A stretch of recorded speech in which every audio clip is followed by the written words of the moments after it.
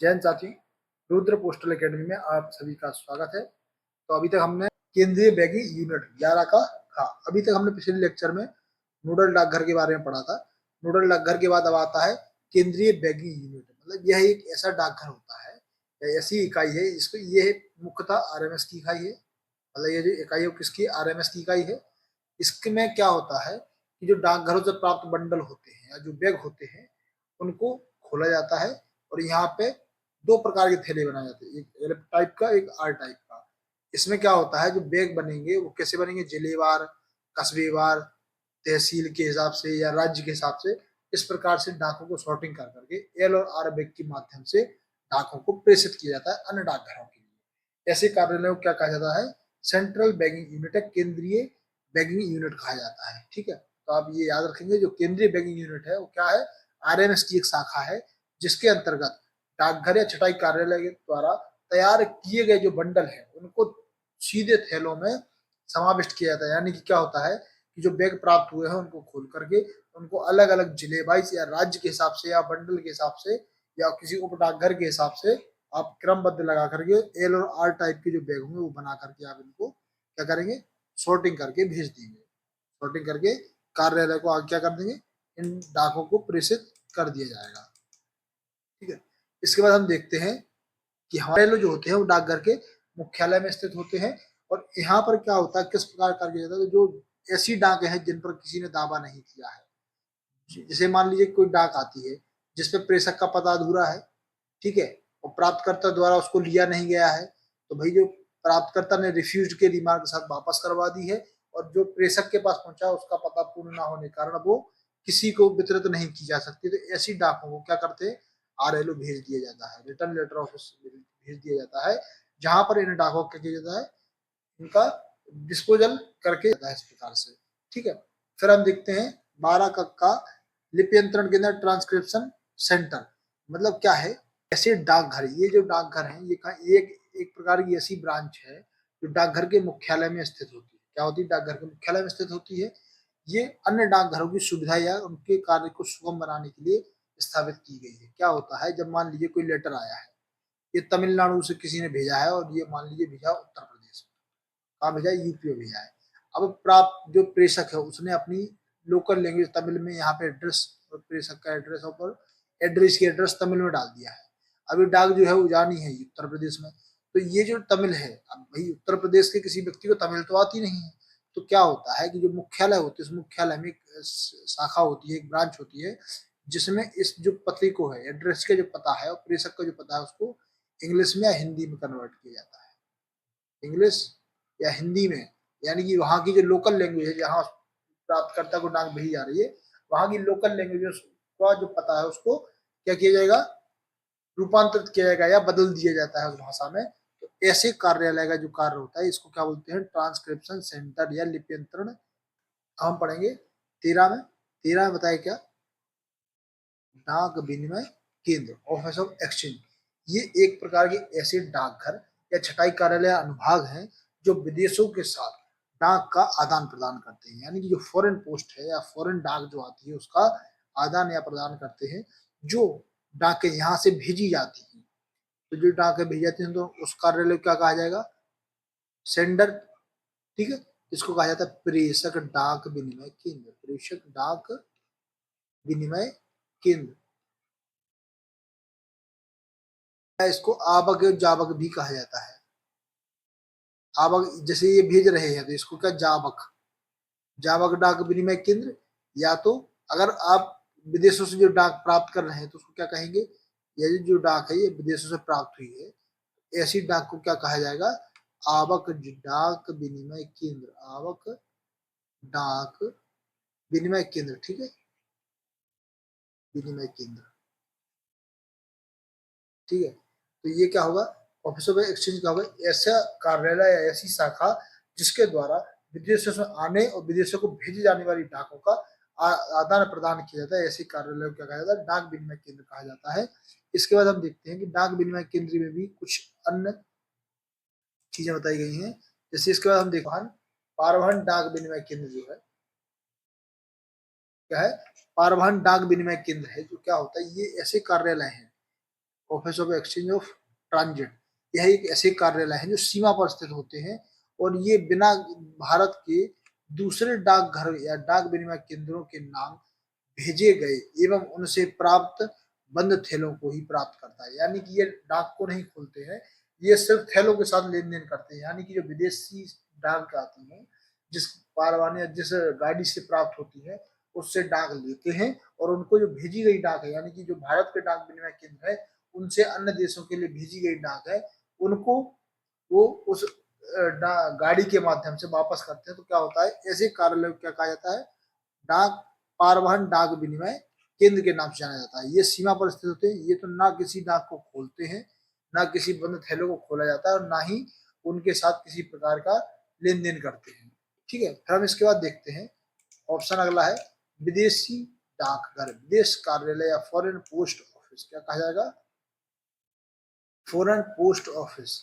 Foreign post office जो होता है यह क्या होता है, यह एक डाक विनिमय केंद्र, ऐसा डाक विनिमय केंद्र है जहां विदेशी डाक सीमा, विदेशी डाकघर जो सीमा शुल्क का निर्धारण का कार्य करते हैं।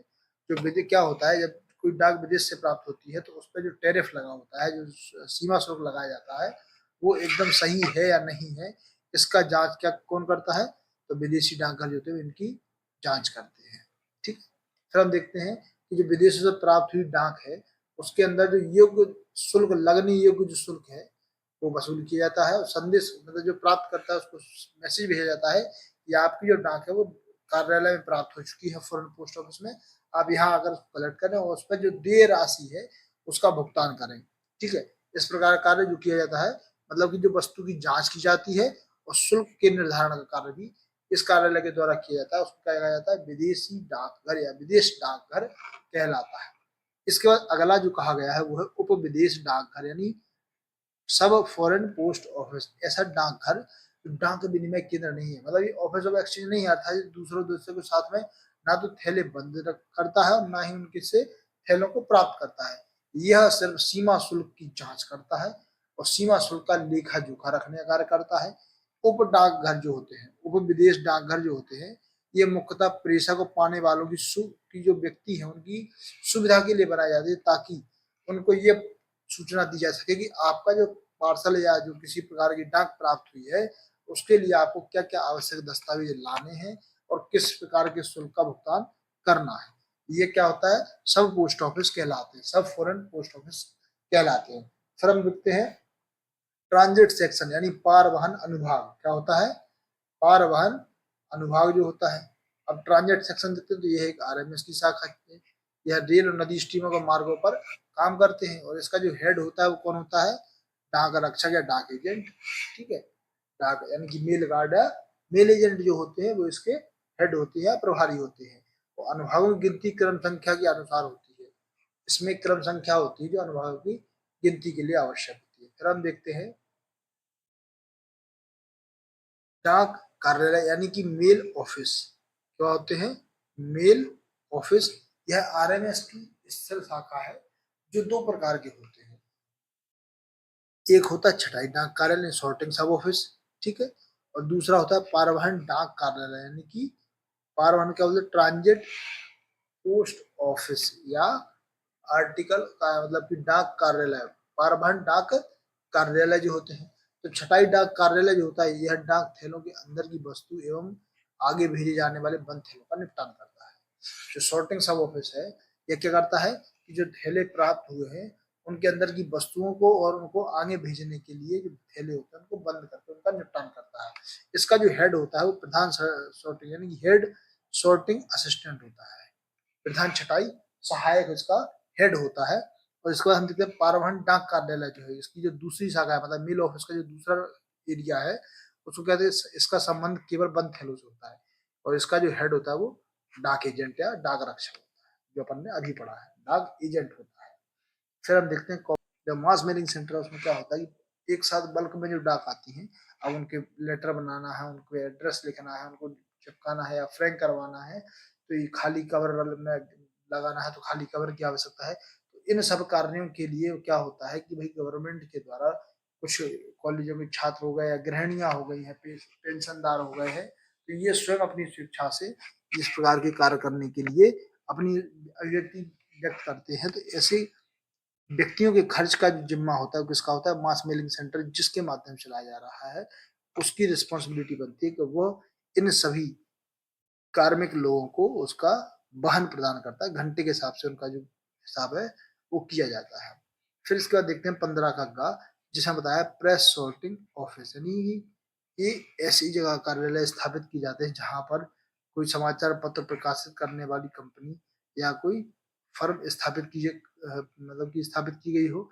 इन इस प्रकार के कार्यालय के जो कर्मचारी होते हैं, कर्मचारियों का वेतन भत्ते, लेखन सामग्री और इसके आदि जो कार्यालय के जो भी खर्च है उन सभी का वहन कौन करती है? Press sorting office. समाचार पत्र के जो प्रेषक समय के आधार पर होता है, ठीक है, यह सीधे एल बैग तैयार करते हैं। यह सीधे कौन से बैग तैयार करते हैं? तो प्रेस सॉर्टिंग ऑफिस डायरेक्ट कौन से बैग तैयार करते हैं? तो एल बैग तैयार करते हैं। इसके बाद हम देखते हैं रिकॉर्ड ऑफिस के बारे में। रिकॉर्ड ऑफिस क्या होते हैं? और रिकॉर्ड ऑफिस जो होते हैं आरएमएस की वह शाखा है जिसके अंतर्गत जो अनुभाग हैं, जो सेट हैं, उनके कार्य पत्र तैयार किए जाते हैं एवं उनकी जांच की जाती है। इनका अभिलेख रखा जाता है, मतलब इनका जो रिकॉर्ड है वो रखा जाता है। और अनुभागों के लिए आवश्यक फॉर्म, जो सेट जो होते हैं आरएमएस में, जो सेट में काम करने वाले जो कर्मचारी होते हैं उनके लिए आवश्यक फॉर्म, थैली, लेखन सामग्री, इन सब का प्रबंध जो करता है वो क्या होता है? रिकॉर्ड ऑफिस होता है। इसका जो प्रभारी होता है वो रिकॉर्ड ऑफिसर कहलाता है। ठीक है, फिर हम देखते हैं प्रधान अभिलेख कार्यालय, यानी हेड रिकॉर्ड ऑफिस जो होता है मंडल के कार्यालय में, मुख्यालय में स्थित होता है। जो मंडल कार्यालय है, डिवीजन ऑफिस उसके मुख्यालय में स्थित होता है। और इसका जो कार्य है, क्या कार्य है? ये अभिलेख कार्यालय के सामान्य कार्य के अतिरिक्त सारे मंडलों के वेतन बिल, जो सभी रिकॉर्ड मतलब की जो आरएमएस की जो सेट है उनके कर्मचारियों के वेतन का कार्य करता है, बिलों का भुगतान करता है, उनसे संबंधित लेखों को तैयार करता है और रिकॉर्ड को रखता है। तो इसको इसका जो प्रभारी होता है वो कौन होता है? प्रधान अभिलेख अधिकारी, यानी कि हेड रिकॉर्ड ऑफिसर इसका जो क्या होता है? प्रभारी होता है। इसी प्रकार होता है सब रिकॉर्ड ऑफिस, जहाँ का डाक कार्यालय स्थित होते हैं, जहाँ ये डाक कार्यालय स्थित होते हैं वहां पर उप अभिलेख कार्यालय स्थित होता है। ठीक है, हम देखते हैं कि जो सब रिकॉर्ड ऑफिस होता है इनका जो कार्य है, यह कार्यालय और अभिलेख कार्यालय जो होते हैं, मतलब डाक कार्यालय पोस्ट ऑफिस जो होते हैं, और जो सब रिकॉर्ड ऑफिस जो होते हैं यानी कि जो अभिलेख कार्यालय होते हैं, इनके बीच में जो अनुभागों के कार्य पत्र होते हैं, मतलब जो रिकॉर्ड होता है, डाकों को भेजना, प्राप्त करना, थैलों को भेजना, इनका जो जांच रिकॉर्ड है वो रखा जाता है, इनकी जांच करता है, लेखा रखता है। ठीक है, इनके लिए अनुभागों के लिए आवश्यक फॉर्म वगैरह प्रोवाइड करता है, थैली रखता है, लेखन सामग्री इनकी जानकारी प्रदान करता है। और इसका जो ऑफिसर होता है सब रिकॉर्ड ऑफिसर इसका अधिकारी होता है। मतलब मेन चीज ये है कि जो अभिलेख कार्यालय है, मतलब जो रिकॉर्ड ऑफिस है, इसकी ही दो ब्रांच है, ये हेड रिकॉर्ड ऑफिस और सब रिकॉर्ड ऑफिस। ये दोनों क्या है? इनका जो कार्य ये है कि जो आरएमएस के कर्मचारी हैं, जो सेट में कार्य करते हैं, जो अनुभागों में काम करते हैं, उनके लिए बिल तैयार करना, उनके संबंधित फॉर्म उपलब्ध कराना, थैली तैयार करवाना, लेखन सामग्री प्रोवाइड करना और लेखा रखना, मतलब जो रिकॉर्ड है उसको रखना, उसको सुरक्षित रखना और उसकी जांच करना, ये इनका मुख्य कार्य है। ठीक है, इसके बाद हम देखते हैं थैला कार्यालय है। ये अनावश्यक संचरण से बचने के लिए थैले लेखकी की नई प्रणाली प्रारंभ की, जो निम्नलिखित है।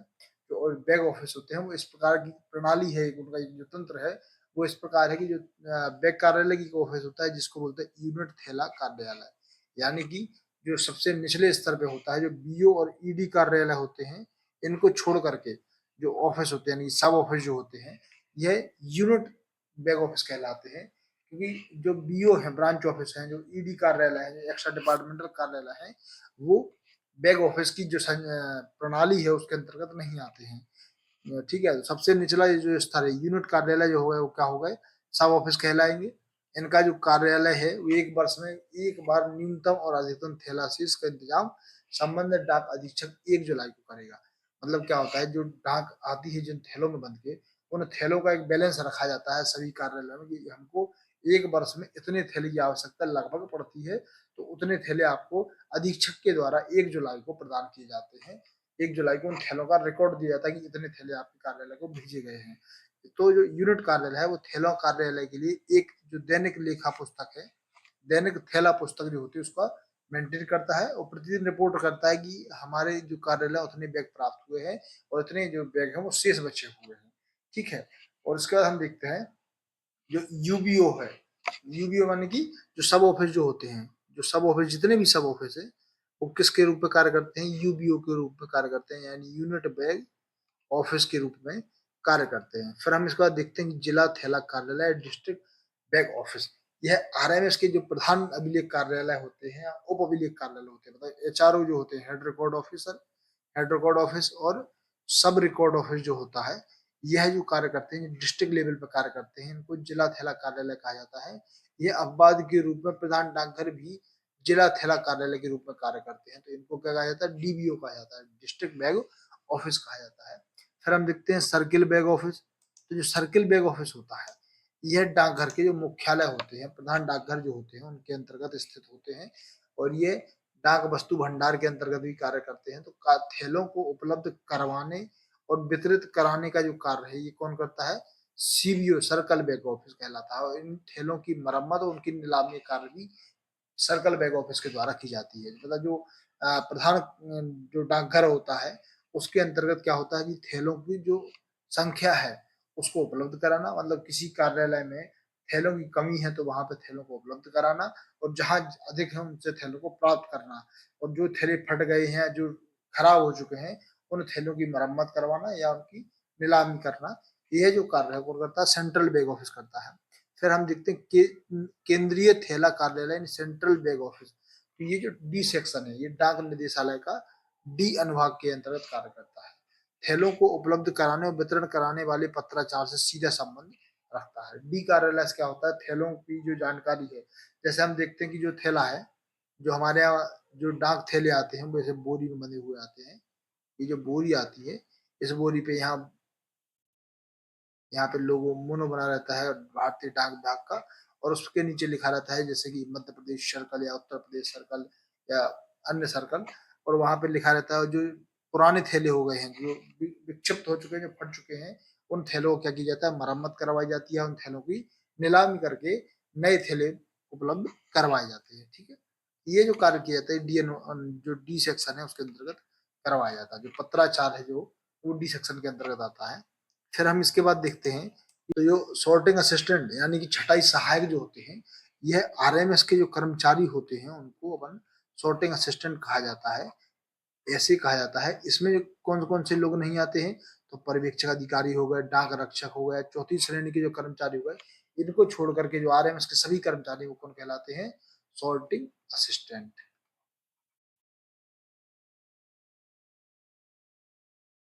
सॉर्टिंग असिस्टेंट जो होते हैं वो कहलाते हैं। पीएएसए की जो पोस्ट है उसमें पोस्टल असिस्टेंट होते हैं, यहाँ पे सॉर्टिंग असिस्टेंट होते हैं। इसी